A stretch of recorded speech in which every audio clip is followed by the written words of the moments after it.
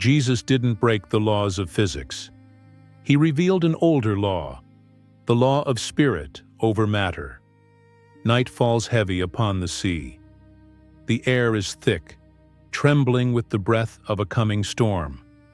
The disciples row against invisible hands of wind, their boat creaking like an old memory. Waves rise like the spine of a beast.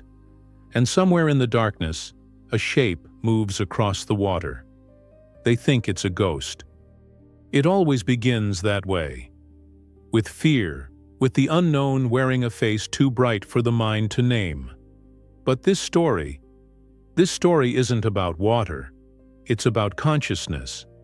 About what happens when spirit remembers it was never bound by gravity, nor fear, nor flesh. The Bible says, "And in the fourth watch of the night, Jesus went unto them, walking on the sea." A line so simple that it hides an entire universe. Pause there. Feel it. A human figure defying the storm.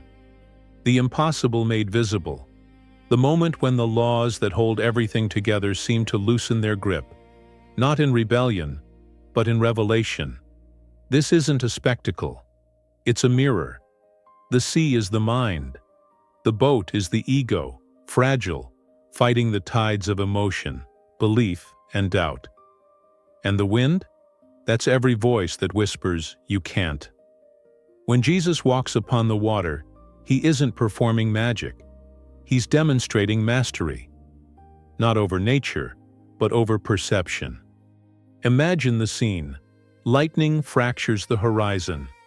The disciples' faces, carved by fear, reflect the same panic that fills every human heart when the world becomes unstable. They cry out, because that's what the human mind does when reality shifts. And then a voice through the storm. "Take courage. It is I. Do not be afraid." Those words echo beyond time. They are not only for the 12 men in that boat. They are for the billions who would one day feel lost in the waves of their own chaos. Because this story isn't history. It's prophecy. A parable written into the human psyche. In every life, there comes a storm. A night when you can no longer see the shore.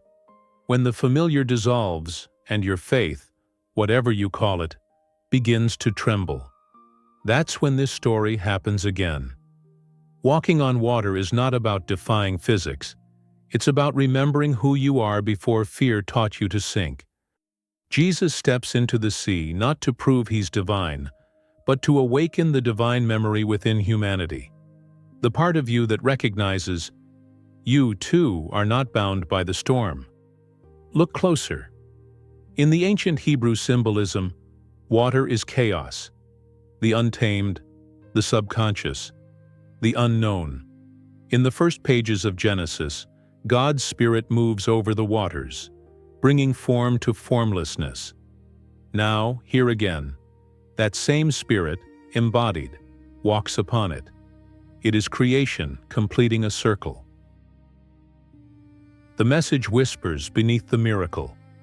To walk upon the waters of chaos is to reclaim dominion over the inner world. Peter, trembling, calls out, "Lord, if it is you, bid me come to you on the water."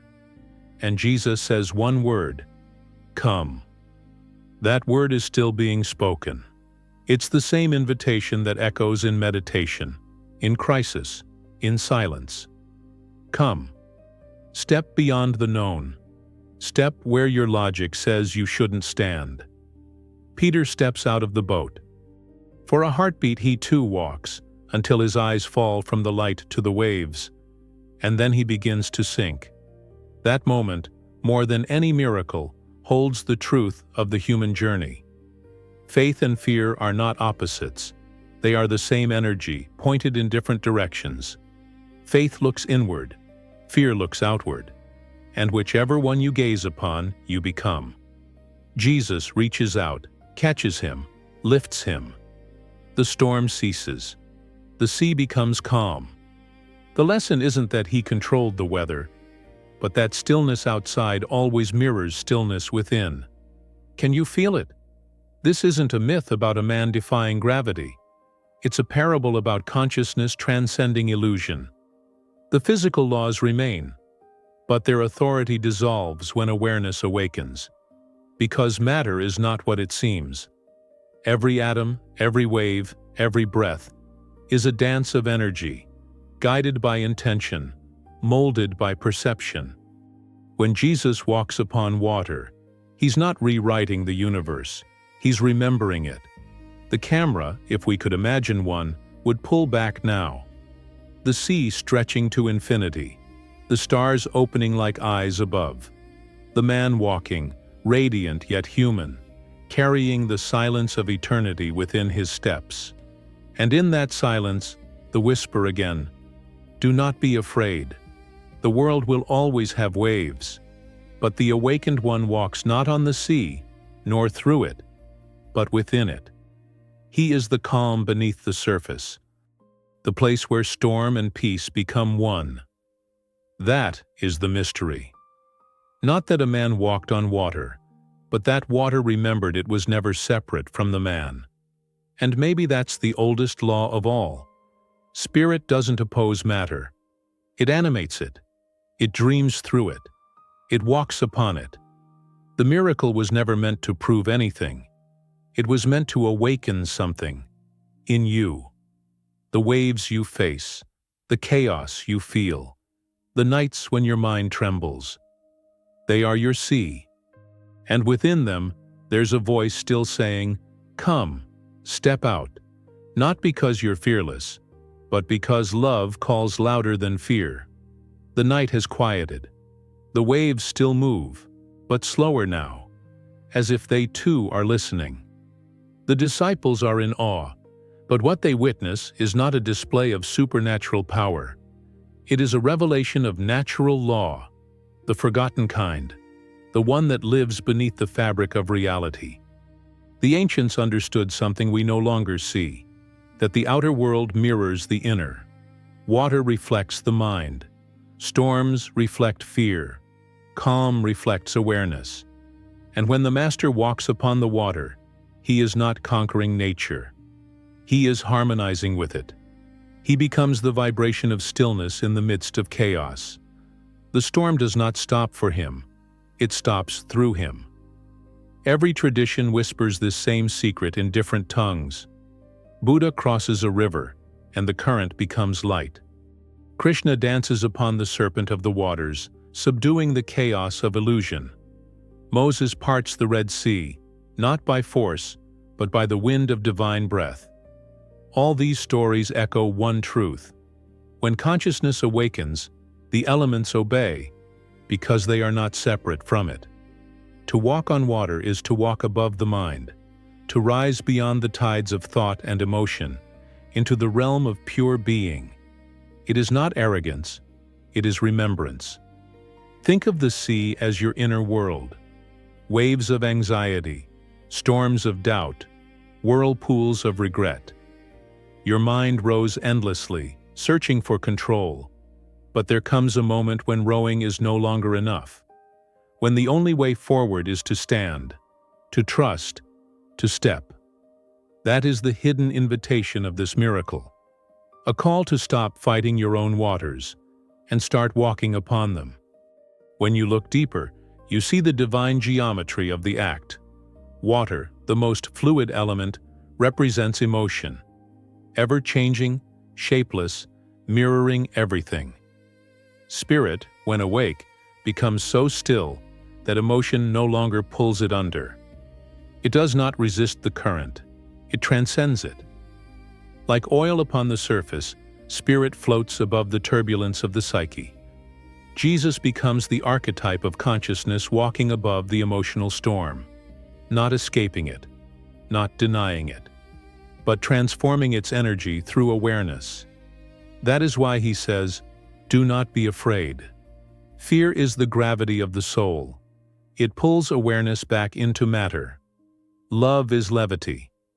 It lifts awareness into alignment with the eternal. When he steps upon the sea, he is showing humanity the physics of faith, not the faith of belief, but the faith of being. Belief says, I hope. Faith says, I know. Science calls it observation. Spirit calls it presence. Both shape reality. The universe bends to awareness. Every particle hums in rhythm with the consciousness that beholds it.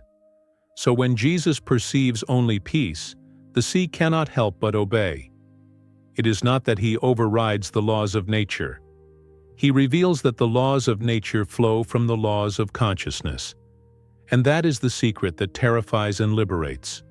The storm outside is only as real as the storm within. When your inner sea becomes still, the world rearranges itself around that stillness. Now imagine standing there with him, the wind on your face, the taste of salt, the endless horizon breathing like a living thing. He turns toward you, eyes not of judgment, but of knowing. They carry no effort, no tension, only presence. You realize that the miracle is not happening out there on the water. It is happening inside you. Something ancient stirs, the remembrance that you too are part of this same consciousness. The sea beneath you, the sky above you, the breath within you, all woven from the same awareness. The mind, trained to divide, whispers, "This cannot be." But the heart answers, "It already is." That is why the mystics call this passage a mirror parable. It reflects whatever you bring to it. If you read it with eyes of superstition, it is a fairy tale. If you read it with eyes of fear, it is an impossibility. But if you read it with eyes of remembrance, it becomes instruction. To walk upon the waters of life is to move through chaos with the calm of one who knows the sea cannot drown the sky. You are not asked to escape the storm. You are asked to awaken within it. That's the alchemy of every spiritual path. To transform the lead of fear into the gold of presence. So when Jesus says, "Why did you doubt?" he is not scolding Peter. He is revealing the root of every sinking. Identification with fear instead of faith. When you believe you are the wave, you drown. When you remember you are the ocean, you rise. This moment on the water becomes a cosmic classroom. Matter, mind, and mystery align. The human and the divine walk together, one visible, one invisible, teaching us that they were never separate. The hidden meaning is not about power. It's about intimacy. The intimacy between consciousness and creation. The union of the seen and the unseen. When Jesus walks on the sea, he shows that enlightenment is not escape from the world. It is participation in it without fear. The water still moves. The wind still breathes. But within him, there is only stillness. And that stillness, that divine equilibrium, is available to every human being who dares to look beyond appearances. To those who see only physics, this event is impossible. To those who see through spirit, it is inevitable. Because when spirit remembers its origin, even gravity becomes grace. And perhaps that's the true secret behind the miracle. Not that he broke the laws of physics, but that he revealed the law that gave birth to them. The law of harmony. The law of oneness. The law that says, "As within, so without." The sea has long since quieted, yet its voice still echoes in us. Because the story did not end that night. It was never meant to. Every generation faces its own storm, its own dark sea where reason fails, and fear begins to whisper louder than faith. Today, the waters are digital, invisible, psychological. Our storms come not from thunder, but from screens, from expectations, from the pressure of endless becoming. We drown in thoughts, not waves. And yet, the lesson remains the same.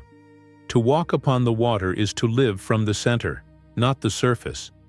It is to find silence in a world of noise. It is to remember that fear has no substance, only the shadow we give it. When Jesus walked upon the sea, He carried a stillness so deep that even chaos recognized it.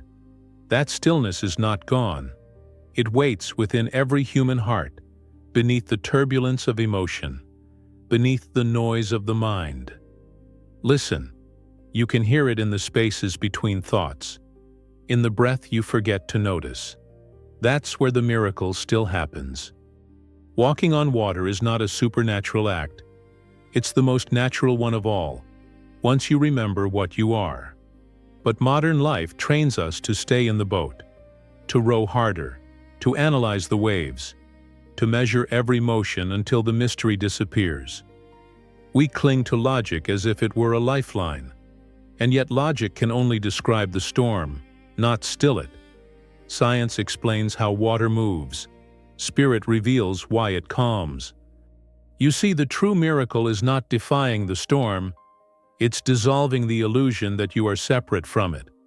The moment you realize that the water, the fear, the wind, all rise within your own consciousness, something ancient awakens. You stop resisting and start remembering. And remembrance is the beginning of transcendence.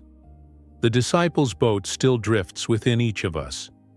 A fragile construct of identity, history, belief. We spend our lives patching its cracks, terrified of falling into the unknown. But perhaps falling is not failure. Perhaps it is invitation. Peter sank because he looked down, because he began to measure what can only be trusted. And yet, even in his sinking, grace reached out. That's the mercy at the heart of the universe. You cannot truly drown in what you are made of. So when you feel swallowed by anxiety or crushed beneath the weight of your own expectations, remember this: you are not the storm. You are the sky in which the storm appears. That's the message hidden within this story. Not a demand for belief, but a call to awakening. Faith is not blindness. It is sight beyond sight. It's what allows you to step where the mind says you shouldn't. Not because the water changed, but because you did. Every modern soul walks on water when they choose peace over panic, presence over reaction, love over fear. Each act of forgiveness, each breath of surrender, each moment of awareness. These are steps upon the sea. We live in an age that worships control, yet true mastery is surrender. To let go of the oars, to stop fighting the current, to trust that life itself is carrying you somewhere sacred. That's what Jesus embodied. The consciousness of flow, not resistance. To walk upon the waters of life is to live in rhythm with what is. Notice how every miracle begins with surrender. Water turned to wine when the vessels were empty. The storm calmed when fear fell silent. The dead rose when disbelief died. Surrender is not weakness. It is alignment with what moves all things.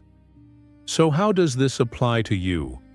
Here, now, in the chaos of modern existence. It begins the moment you stop asking, "How do I control this?" and start asking, "How do I listen to this?" Because listening opens the door that control keeps shut. There's a voice beneath the noise of the mind, the same voice that said, "Come." It speaks softly, but with authority older than physics. It tells you that you were never meant to sink in your own thoughts. It reminds you that peace is not the absence of storms. It's the awareness that the storm cannot touch what you truly are. Imagine if every act of fear were replaced by presence. If every anxious thought dissolved into breath. If every wave of emotion became an invitation to stand still. That's walking on water. Not in the pages of scripture, but in the waves of your own life. When you respond to anger with compassion, you walk on water. When you choose truth over comfort, you walk on water. When you trust the unseen, you walk on water. Because each act of love lifts the density of the world. Each moment of presence bends the fabric of matter toward light. The modern miracle is not levitation, it is elevation. The rising of awareness above illusion. That's the secret physics of spirit. You do not fight gravity. You transcend it by remembering you are light. Jesus walked upon the water not to prove a point, but to reveal a pattern. The pattern of awakened consciousness moving through form without fear. That same pattern lives in you. When you awaken, the laws that once held you down begin to serve you. When you remember, the sea becomes your mirror. And so, the question remains: will you keep rowing against the storm, or will you step out? One breath, one heartbeat, one act of faith at a time. The invitation still stands, as gentle and eternal as it was on that night. Come. The sea has stilled. The night has lifted. The first light of dawn shimmers upon the water, golden threads weaving heaven and earth into one. The disciples sit silent, drenched not in rain but in awe. Somewhere within them, something ancient has awakened.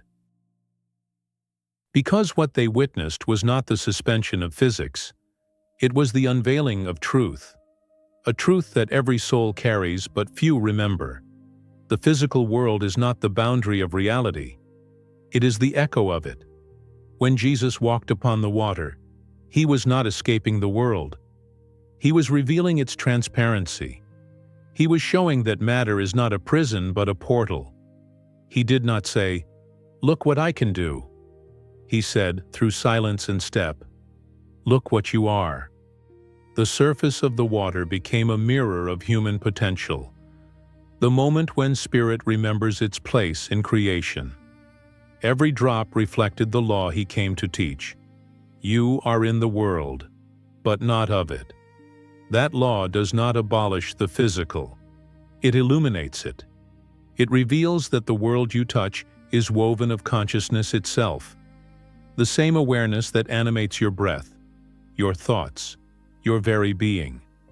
This is the deeper physics, the divine mathematics of spirit and matter entwined.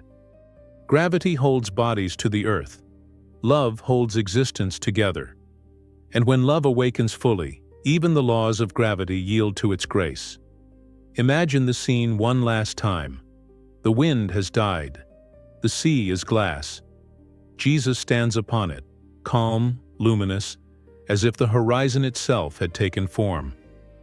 He looks not triumphant, but tender, because the miracle was never about dominance. It was about communion. He steps back into the boat, not above them now, but among them. And the scripture says, "Then they worshipped him, saying, 'Truly, you are the Son of God.'" But even this statement is more than devotion. It is realization. They are not witnessing a God apart from man. They are witnessing the divine nature within man. That's the revelation buried in the waves. The divine is not somewhere else. It is here, in motion, in matter, in you. To walk on water is to live awake in a sleeping world. To see the divine fabric shimmering beneath every surface. To feel the pulse of eternity in every fleeting moment. It's not about escaping human limitation. It's about illuminating it. For what is transcendence if not intimacy with all things? The ancient mystics understood this paradox. The higher you rise, the deeper you belong. Enlightenment is not departure. It is return. And so, Jesus returns to the boat, to humanity, bringing with him the stillness of the infinite. That's what he always does. That's what the awakened one always does. Brings heaven into the heart, not as a place, but as a state of being. The final miracle of the sea is not that he walked upon it, but that, through that act, he taught the waters to recognize the light. The sea within you, your emotions, your chaos, your memories, has that same capacity to remember, to calm when love is present, to mirror peace when consciousness awakens. You were never meant to be bound by your storms. You were meant to reveal light through them. That is the invitation of the Christ. Not a name, not a doctrine, but a frequency. It vibrates within the core of all who remember. You are not separate from the divine. You are its expression, clothed in experience. When he said, "These things I do, you will do also," he wasn't speaking metaphorically. He was reminding humanity of its forgotten identity. You are not here merely to survive the waters. You are here to learn their song, to move in rhythm with life until fear dissolves into wonder. Every moment you choose love over judgment. Every time you breathe through pain instead of resisting it. Every time you look upon the world with the eyes of compassion, you are walking on water. The true miracle is not levitation, but liberation. Freedom from the illusion that you are bound by anything other than what you believe. And when belief transforms into knowing, when the heart aligns with truth, the world around you begins to shift. Not because the sea changes, but because you finally see it as it is. Pure consciousness, infinite, responsive, alive. The final revelation is simple yet infinite. The laws of physics describe the dance. The law of spirit writes the music. And when the dancer remembers the song, he no longer fights the rhythm. He becomes it. So, walk. Not above the water, not through it, but with it. Let the waves rise and fall. They cannot drown what has remembered its source. Let fear come and go. It cannot stay where love has taken root. For the spirit that walked upon the sea now walks within you. It moves through every act of courage, every breath of forgiveness, every whisper of peace. And one day, when your own storm breaks, when your faith trembles but your heart still listens, you will hear that same eternal voice, the one that first called across the waves, softly saying again, "Come, step out, remember, you were never meant to sink, you were meant to shine."